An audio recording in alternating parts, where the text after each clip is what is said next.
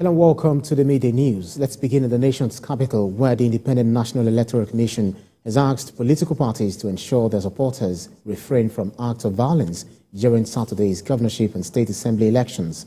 At the Interagency Consultative Committee meeting on election security, Chairman of INEC, Professor Mahmood Yakubu, commended security agencies for the professionalism displayed during the presidential election, which he describes as largely peaceful. TVC News senior correspondent Femi Akonde reports.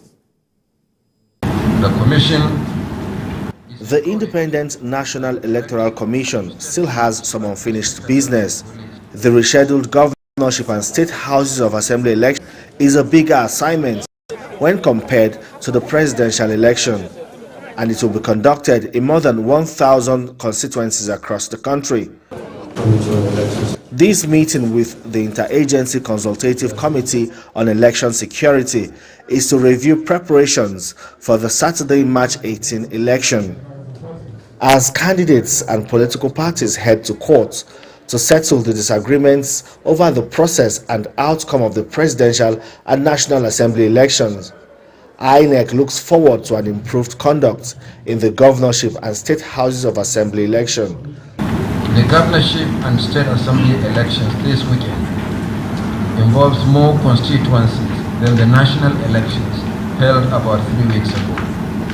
Unlike the last elections involving 470 constituencies, one presidential constituency nationwide, 109 senatorial districts, and 316 House of Representatives seats, the state elections will involve 1,021 constituencies, 28 governorship, and 993 state assembly seats.